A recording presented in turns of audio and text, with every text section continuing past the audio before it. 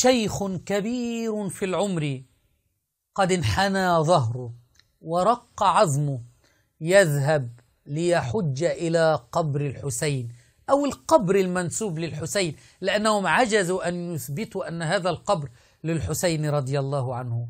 ومع ذلك هو قد انحنى ظهره ويذهب إلى هذا القبر، يذهب الشيعة ويتبركون ويتمسحون به، يتبركون بأي شيء.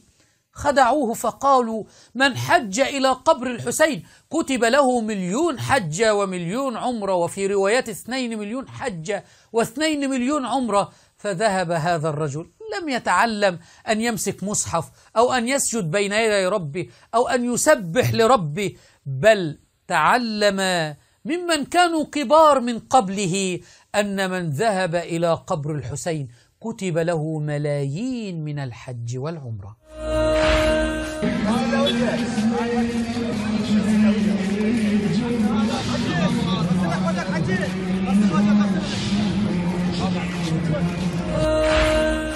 والله إن هذا الذي يتبركون به قد تجده لا يستطيع قراءة سورة الفاتحة قراءة صحيحة، كما نحن اختبرنا كثير من المعممين.